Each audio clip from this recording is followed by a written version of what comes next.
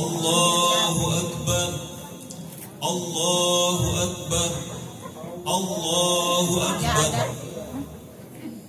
Allahu Akbar, Allahu Akbar, Allahu Akbar. La ilaha illallah, wallahu akbar, Allahu akbar, walillahil hamd. Alhamdulillahi rabbil alamin. Ashhadu an la ilaha illallah wa ashhadu anna Muhammadar Rasulullah. Allahumma salli wa sallim ala Sayyidina Muhammadin wa ala alihi wa sahbihi ajma'in. Amma ba'd. Faya ayyuhal mu'minun, usi nafsi wa iyyakum bitaqwallah fi kulli ahyanin la'allakum tuflihun. Kama amarna Allah كما أمرنا الله به قائلا يا أيها الذين آمنوا اتقوا الله حق تقاته ولا تموتن إلا وأنتم مسلمون. الله أكبر، الله أكبر، الله أكبر، ولله الحمد. Ma'asyiral muslimin rahimakumullah. Setelah kemarin sore sebuah paket Ramadan kita selesaikan, Allah hidangkan kepada kita sekalian qiyam di malam hari, saum di siang hari, sahur yang penuh barokah, dan buka yang penuh kebahagiaan. Maka hari ini kita mengagungkan asma Allah Subhanahu wa ta'ala, karena dialah Allah yang maha agung, yang layak dibesarkan dan diagungkan. Walitukmilul iddata walitukabbirullaha ala ma hadakum wa la'alakum tashkurun. Hendaklah kamu menyempurnakan bilangannya dan mengagungkan Allah atas petunjuknya yang diberikan kepadamu agar kamu bersyukur. Kita bertakbir seiring dengan berakhirnya Ramadan, seakan-akan Ramadan berkata kepada kita, mulai hari ini jaga baik-baik imanmu, karena aku akan pergi padamu. Di bulan Ramadan Allah bukakan seluas-luasnya pintu rahmatnya, sehingga seluruh amal dilipat gandakan, sehingga yang sunnah dibalas oleh Allah Subhanahu wa ta'ala dengan pahala wajib.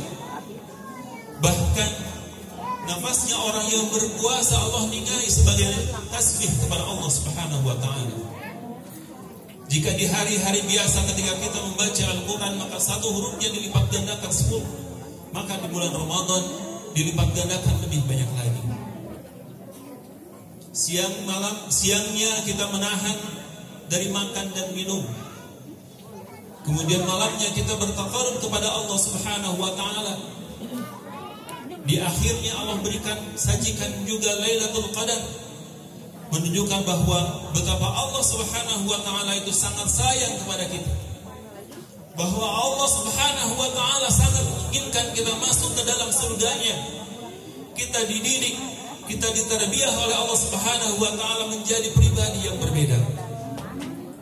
Maka kita harus menunjukkan rasa syukur dan sukacita karena Allah Subhanahu wa ta'ala telah menyajikan dan membimbing kita untuk menjadi pribadi yang lebih baik. Dan semoga ketika selesai melaksanakan saum Ramadan kita menjadi pribadi-pribadi yang suci, kama waladathu ummuh, seperti baru dilahirkan oleh ibunya. Mudah-mudahan kebahagiaan ini juga akan tergambar nanti dalam bentuk kebahagiaan ketika kita menghadap Allah Subhanahu wa ta'ala. Lis-shaimi farhatani, farhatun inda fitrihi wa farhatun inda liqa'i rabbih. Bagi seseorang yang saum, maka baginya dua kebahagiaan. Yang pertama kebahagiaan ketika dia berbuka, Dan satu lagi, kebahagiaan ketika dia akan bertemu dengan Rabbnya. Dan mudah-mudahan kebahagiaan hari ini adalah kebahagiaan pembuka untuk kebahagiaan selanjutnya. Dan itulah puncak kebahagiaan ketika seorang hamba bertemu dengan Rabbnya, Allah yang Maha Kuasa, yang dengannya kita menyembah, yang dengannya kita salat untuk menghadap dan mengharapkan ridhonya. Allahu Akbar, Allahu Akbar, Allahu Akbar, walillahil hamd. Ma'asyiral muslimin rahimakumullah.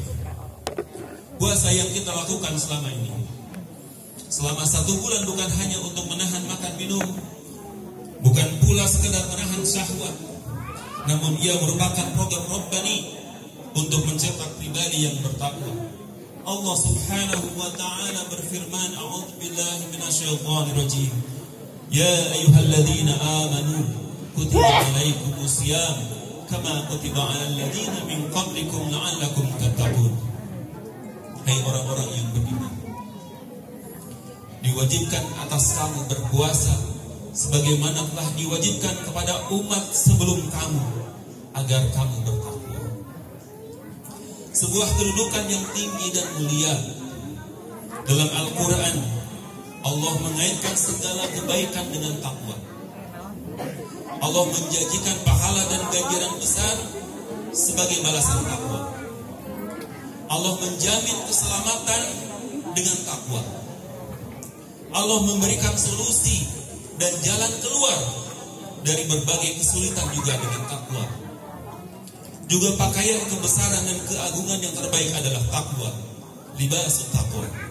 Lebih dari itu, Allah memposisikan orang yang bertakwa kepadanya sebagai orang yang paling mulia. Inna akramakum indallahi atqakum, innallaha alimun khabir. Sesungguhnya orang yang paling mulia di antara kamu di sisi Allah Subhanahu wa ta'ala ialah orang yang paling bertakwa. Sesungguhnya Allah Maha mengetahui lagi Maha mengenal. Dan pakaian kebesaran yang paling mulia adalah takwa. Allah Ta'ala berfirman, wa libasut taqwa dzalika khair. Dan pakaian takwa itulah yang lebih baik. Secara sederhana, takwa artinya melaksanakan semua perintahnya dan menjauhi semua larangannya. Namun secara terperinci, sahabat Rasulullah SAW, Ali karamallahu wajhah, menyebutkan 4 kiat untuk bisa mencapai derajat takwa dan meraih libas takwa, yaitu at-taqwa hiyal khawfu minal jalil, wal amalu bit tanzil, wal qana'atu bil qalil, wal istidad li yaumir rahim. Takwa adalah, kata Ali radhiyallahu anhu, engkau takut kepada Allah yang Maha Mulia, engkau mengamalkan Al-Quran, engkau merasa cukup dengan yang sedikit, dan bersiap-siap dengan hari akhir. Hadirin rahimakumullah, yang pertama adalah al-khawfu minal jalil. Sesungguhnya orang-orang yang bertakwa kepada Allah Subhanahu wa ta'ala adalah orang yang takut kepada Allah Subhanahu wa ta'ala. Sesungguhnya yang takut bukan hanya manusia, malaikat juga takut kepada Allah Subhanahu wa ta'ala.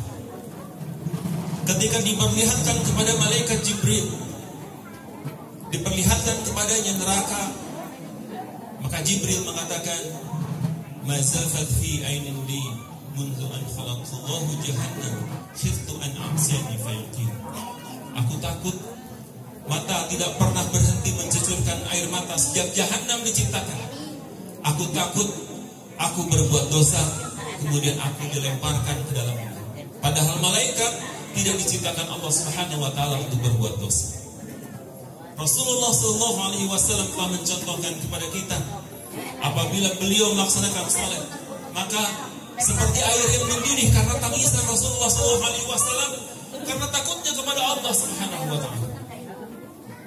Umar bin Khattab ketika menghadapi sakratul maut, Umar bin Khattab meletakkan kepalanya di atas tanah. Ketika anaknya mengatakan, Ibnu Umar mengatakan, Ya ayah, jangan engkau letakkan kepalamu di atas tanah karena engkau sedang sakit. Maka Umar mengatakan, aku ingin Allah Subhanahu wa ta'ala kasihan kepadaku, sehingga nanti ketika aku wafat, aku tidak dihisab olehnya. Karena itu aku letakkan kepalaku di atas tanah. Jalan meraih ketakwaan yang pertama adalah al-khawf minal jalil, rasa takut kita kepada Allah Subhanahu wa ta'ala.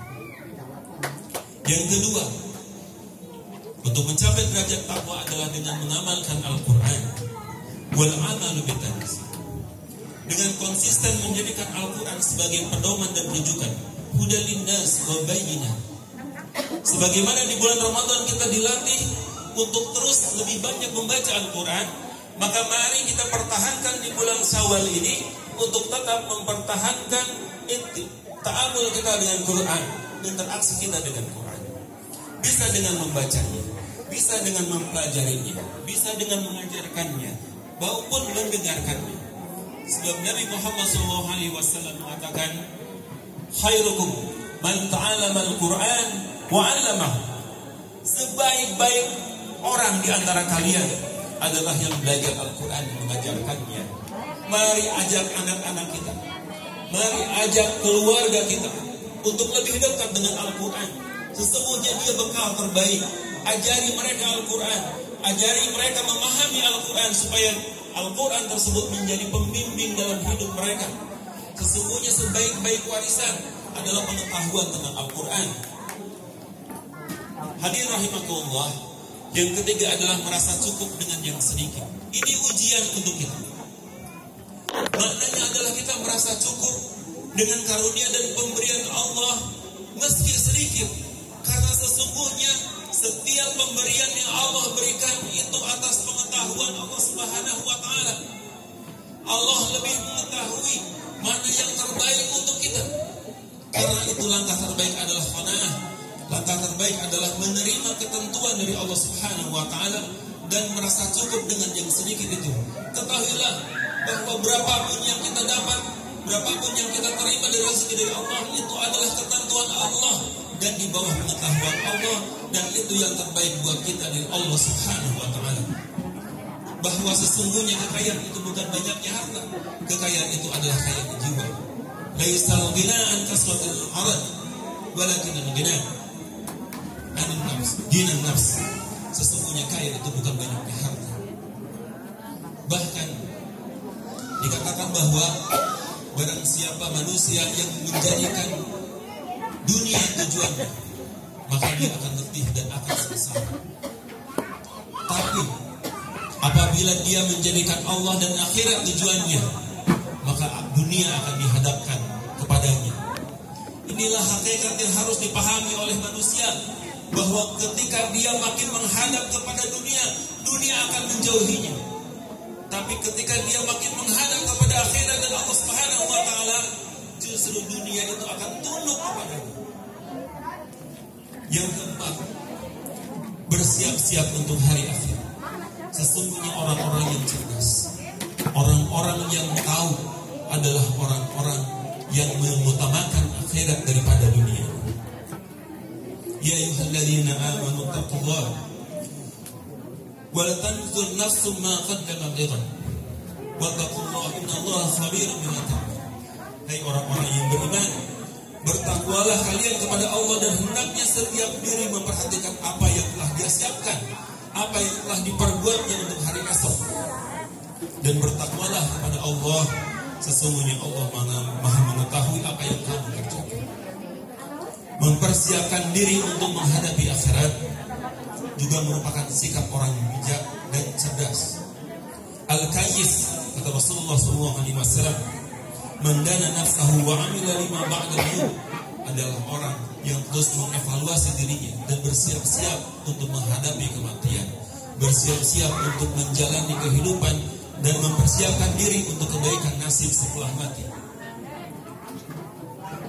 Wal aziz wal ajiz, dan orang-orang yang lemah adalah man atba'a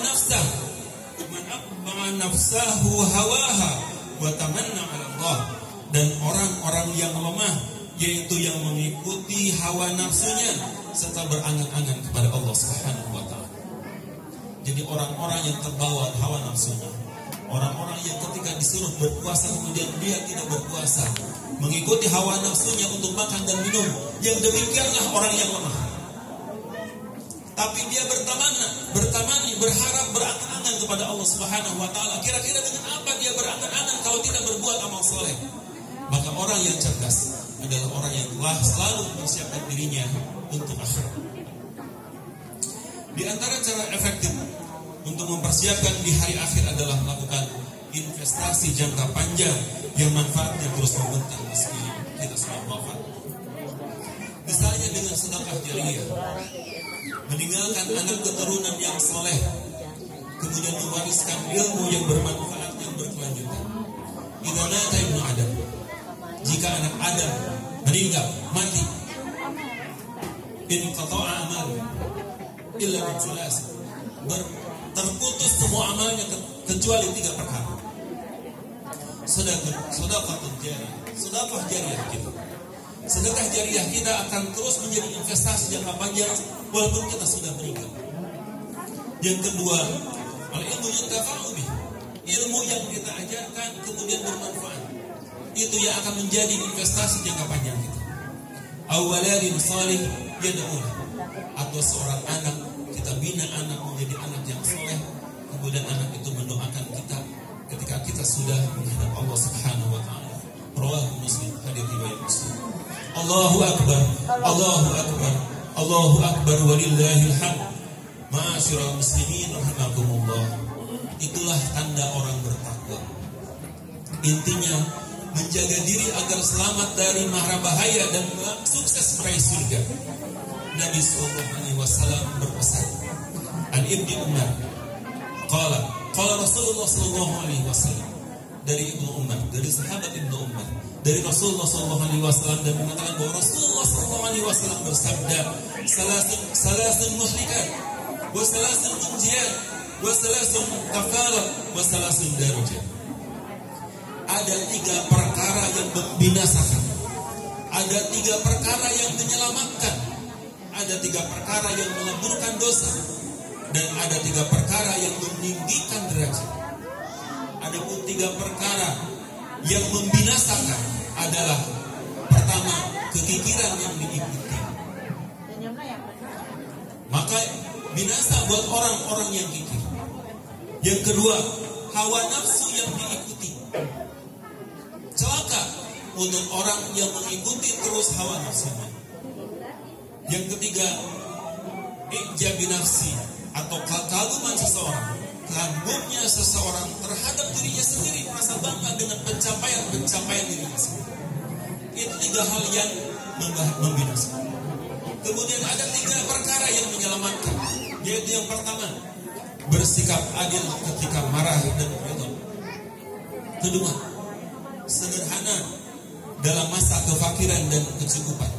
Allah tidak suka orang yang berlebih-lebih. Yang ketiga, rasa takut kepada Allah di kala sembunyi dan terang-terangan. Adapun 3 perkara yang meleburkan dosa, yaitu menunggu sholat setelah sholat, menyempurnakan wudhu di saat dingin, dan melangkahkan kaki menuju sholat jamaah. Dan adapun 3 perkara yang meninggikan derajat, yaitu memberikan makan, menyebarkan salam, dan menunaikan salat malam di kala manusia tertidur lelap, tercantum dalam jami'ah. Demikian, semoga Allah menerima amal ibadah kita. Semoga ibadah kita di bulan Ramadan benar-benar membentuk kita menjadi pribadi-pribadi yang bertakwa. Di penghujung khutbah ini, mari kita tundukkan hati kita. Kita angkat tangan kita kepada Allah Subhanahu wa taala, menguatkan harapan dengan berdoa kepada Allahumma shalli ala sayyidina Muhammad wa ala alihi wa sahbihi ajma'in. Allahumma ighfir lil muslimina wal muslimat wal mu'minina wal mu'minat al ahya'i minhum wal amwat innaka sami'un qaribun mujibud da'wat ya qadi al hajat. Allahumma ighfir lil muslimina wal muslimat wal mu'minina wal mu'minat al ahya'i minhum wal amwat innaka sami'un qaribun mujibud da'wat Allahumma inna nas'aluka imanan kamilan wa yaqinan sadiqan wa qalban khashi'an wa lisanan dzakiran wa taubatan nasuhan. Allahumma Rabbana zalamna anfusana wa illam taghfir lana wa tarhamna lanakunanna minal khasirin. Subhana rabbika rabbil izzati amma yasifun wassalamun alal mursalin walhamdulillahi rabbil alamin. Assalamualaikum warahmatullahi wabarakatuh. Waalaikumsalam.